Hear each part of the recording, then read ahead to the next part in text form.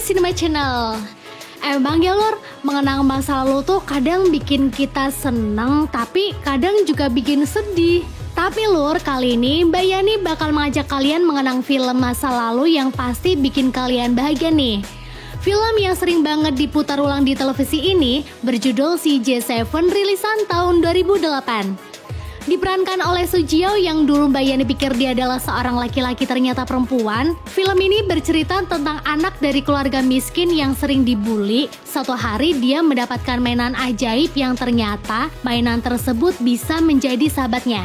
Yaudah yuk lor, daripada penasaran, mari kita masuk ke alur ceritanya, let's go!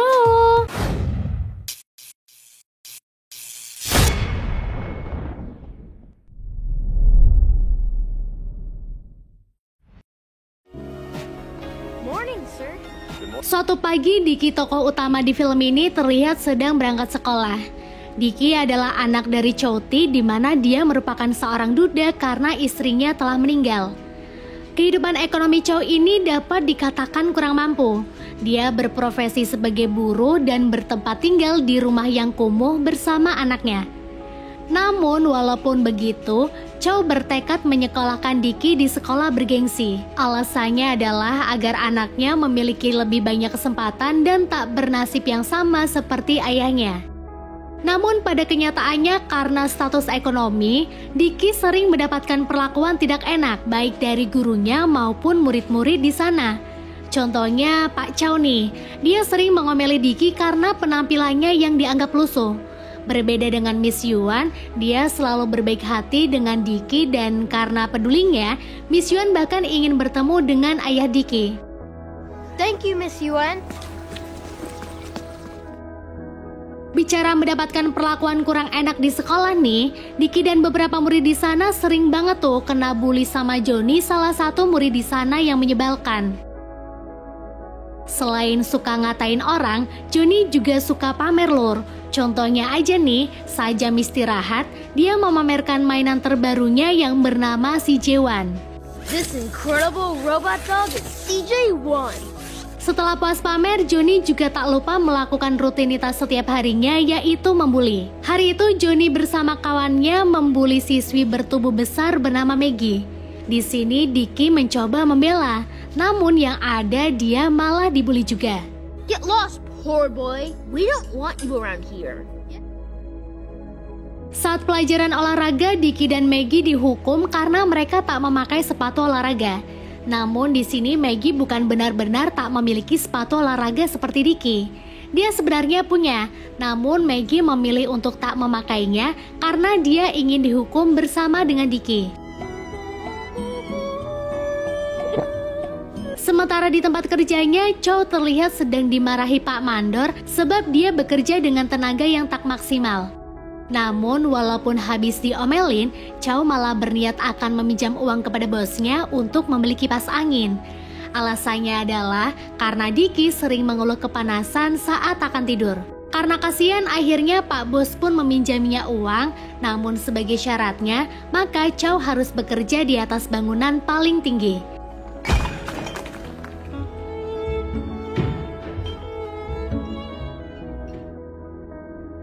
Malamnya Chow berniat memberi surprise kepada Diki dengan menunjukkan kipas angin yang barusan dia beli.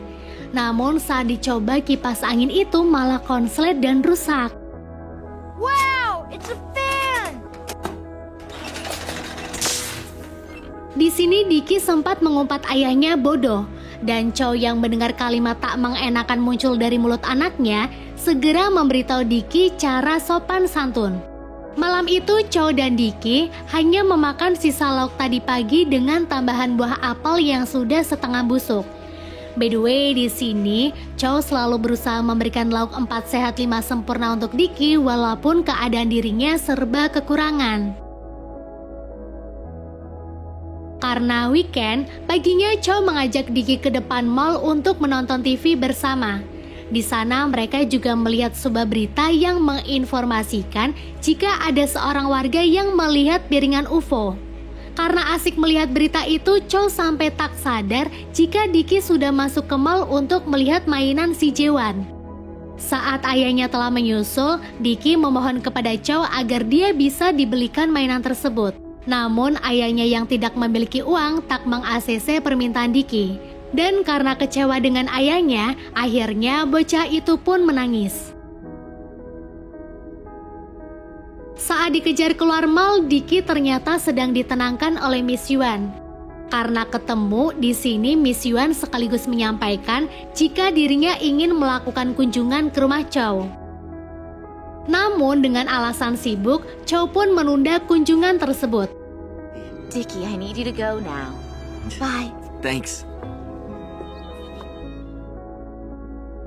Chow yang belum lama ini ditagih anaknya untuk membelikan sepatu olahraga, malamnya pergi ke tempat pembuangan sampah untuk mencari sepatu bekas. Dan saat Chow sedang salfok dengan TV bekas yang ada di sana, dia tiba-tiba terkejut saat melihat piringan UFO terbang. Dan lebih mengejutkannya lagi, saat UFO itu akan pergi, semua barang elektronik yang ada di sana seketika menyala.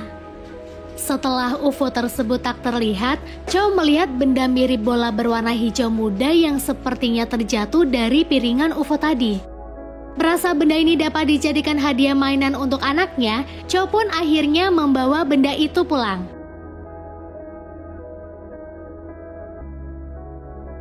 Besoknya Dickie memperkenalkan mainan barunya kepada Van, teman baik dia di sekolah. Namun Van merasa tak ada yang spesial dari mainan tersebut. Tak berselang lama, Johnny dan kawan-kawannya datang. Dan Dickie yang tak ingin kalah dari mereka, segera memamerkan mainan barunya yang kini telah dia namai CJ7. It's called CJ7.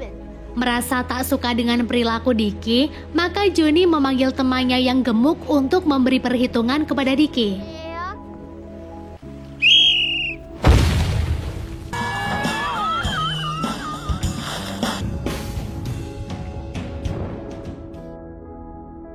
Sepulang dari sekolah, Dickie dimarahi ayahnya karena di sekolah dia bertengkar dan membuat satu-satunya seragam miliknya robek. Dickie yang sedang dimarahi iseng memutar ujung mainan dari ayahnya. Setelah itu, benda tersebut mengeluarkan benjolan.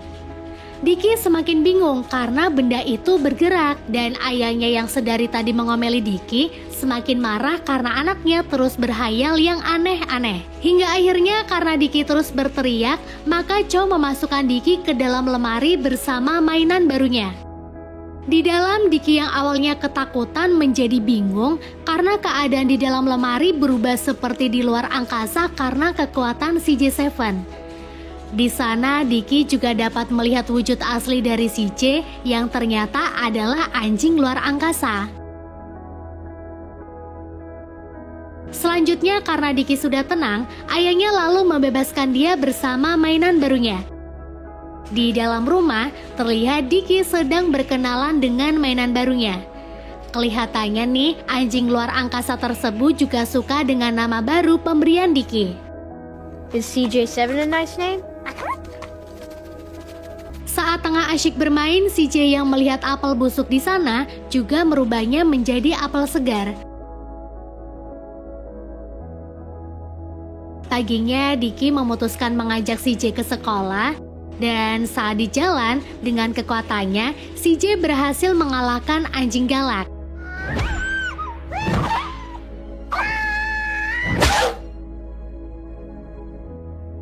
Dan di sekolah dia juga berhasil membantu Dickie mendapatkan nilai ulangan yang bagus dengan kacamata ajaibnya. For the first time, Dickie Chow 100.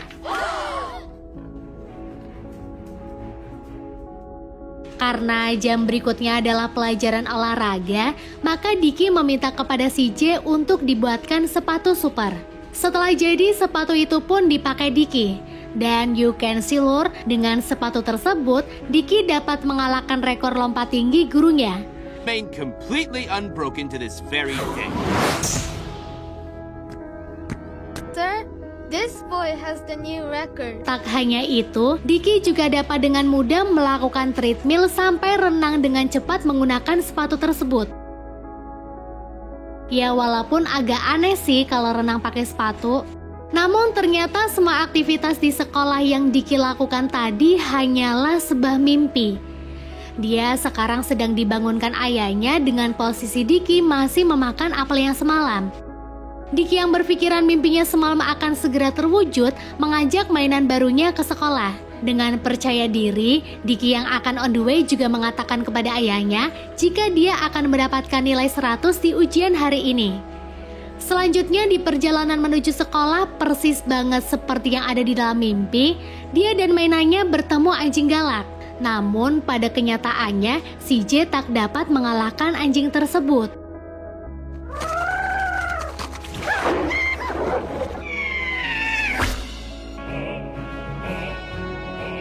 Di toilet sekolah, Dicky mengamili CJ karena gagal mengalahkan anjing barusan. Dia juga terang-terangan minta kacamata ajaib dari CJ, namun yang CJ keluarkan malah pup. Dan begonya, Dicky membawa pup CJ ke kelas karena dia pikir itu adalah jambi-jambinya. Selama ujian berlangsung, Dicky tak mampu menjawab satu soal pun di lembar jawab. Pup itu juga dilihat oleh si Johnny yang segera ditempelkannya ke muka Dicky. Sure. Merasa telah ditipu si J7, maka Dicky memberi pelajaran dengan mencelupkan mainan barunya ke kloset. Namun Dicky tak kapok, dia tetap meminta jampi-jampi dari CJ dan kali ini yang mainan itu kasih adalah pup yang sangat banyak hingga Dicky menjadi bahan tertawaan teman kelasnya.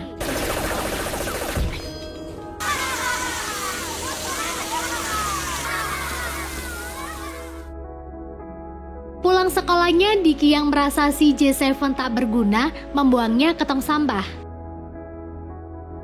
Namun beberapa saat kemudian Dicky merasa bersalah. Dia bersadar jika selama ini si J7 tak pernah menganggap dirinya hebat, melainkan ekspektasi Dicky lah yang beranggapan seperti itu. Dia lalu mendatangi tong sampah itu kembali. Dan saat dilihat, si J7 ternyata sudah tak ada di sana karena sampah telah diangkut oleh truk.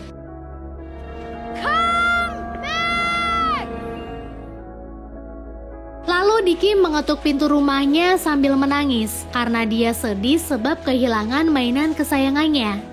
Namun saat ayahnya membukakan pintu dan Dicky masuk ke rumah, dia sangat senang karena tiba-tiba si J7 telah kembali ke rumahnya. Melihat ayahnya kebingungan, Dicky lalu memberitahu bahwa sebenarnya mainan ini berasal dari bola yang saat itu ayahnya bawakan untuknya, dan dia berasal dari luar angkasa. Namun di sini ayahnya tak percaya dan malah menasihati Dicky agar tidak berbohong. Setelah itu Dicky dan ayahnya pun tidur. Dan di malam tersebut, si J7 yang melihat Dicky kepanasan membenarkan kipas rusak di sana dengan kekuatan ajaibnya.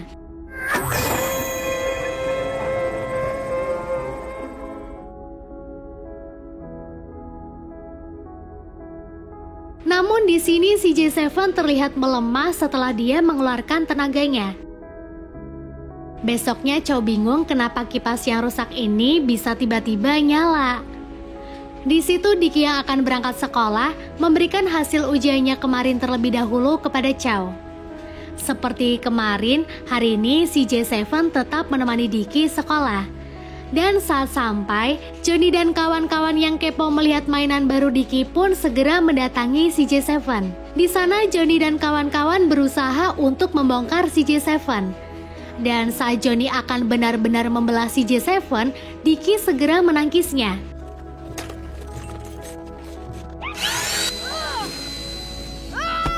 Tapi dengan cepat tangan Dicky ditahan kawan Johnny yang bertubuh besar. Dan saat anak itu akan memukul Dicky, Maggie dengan cepat datang menyelamatkan Dicky. Please don't make me.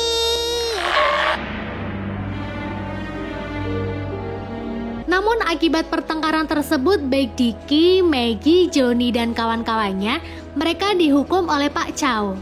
Saat mereka sedang menjalani hukuman, si J7 yang tadi ngumpet kemudian datang menemui Dicky. Merasa mainan yang dimiliki Dicky hebat, membuat Johnny dan kawan-kawan tidak akan lagi membuli Dicky. Mereka juga merasa penasaran dari mana Dicky mendapatkan mainan canggih tersebut. Selain itu, anak gendut yang melihat kekuatan Maggie merasa tertarik dengannya dan berencana akan memasukkan Maggie ke tim judo dia. Maggie pun mengiyakan tawaran anak itu dan tanpa mereka sadari, dengan adanya hukuman ini membuat mereka yang awalnya musuh bebuyutan sekarang bisa menjalin pertemanan.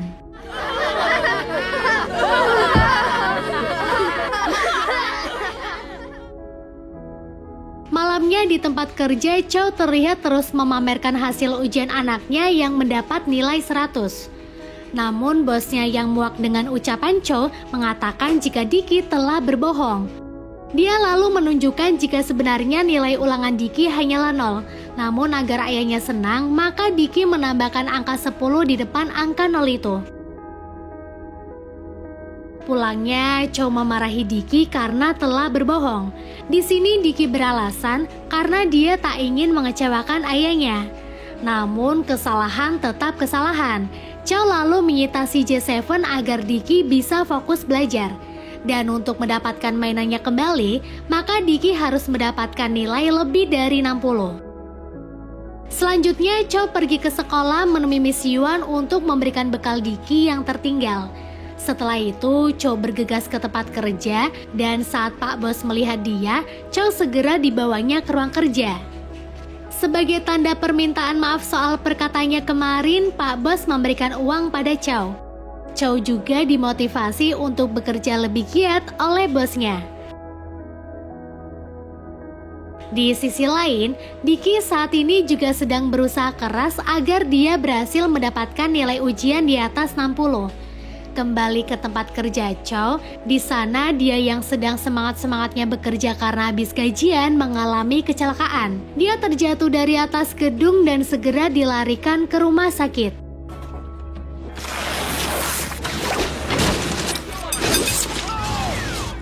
There you go. Over there. Do I have to... What was that? Be careful. Di saat yang bersamaan, Dicky sekarang sedang berbahagia karena mendapatkan nilai 65 di ujian sekolahnya hari ini.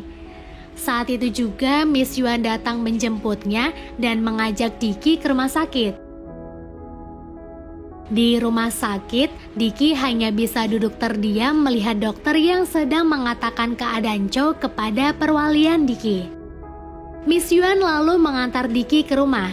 Di sana pelan-pelan Miss Yuan mengatakan kepada Dicky jika ayahnya sudah meninggal. Your father had an accident at work. Mendengar hal tersebut, tangis Dicky pun pecah. Bagaimana tidak, karena satu-satunya keluarga yang dimilikinya kini telah meninggal.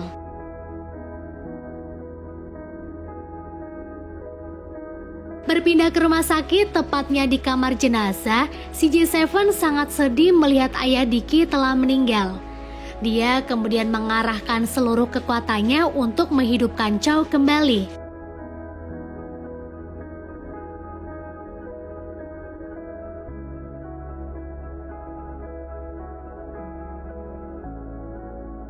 Paginya, Dicky yang baru bangun tidur merasa sangat senang karena ayahnya telah ada di sampingnya. Dicky pun segera memeluk Chow karena dia benar-benar tak ingin kehilangan ayahnya. Setelah berpelukan dengan ayahnya, Dicky mengambil CJ7 yang ada di dalam tas. Terlihat kondisi CJ7 sangat lemas pasca menghidupkan Chow. Tubuh bagian atas CJ7 juga terus mengeluarkan warna merah. Tak lama kemudian dia pun meninggal dan tubuhnya berubah menjadi boneka kecil.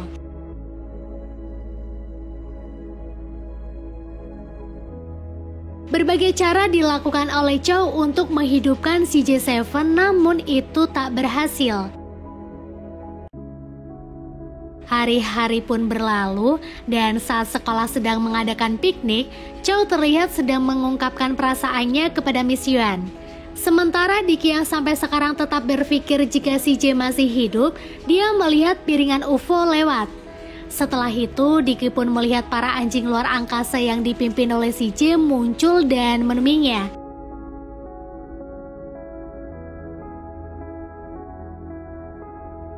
Dan dengan begitu, film pun berakhir.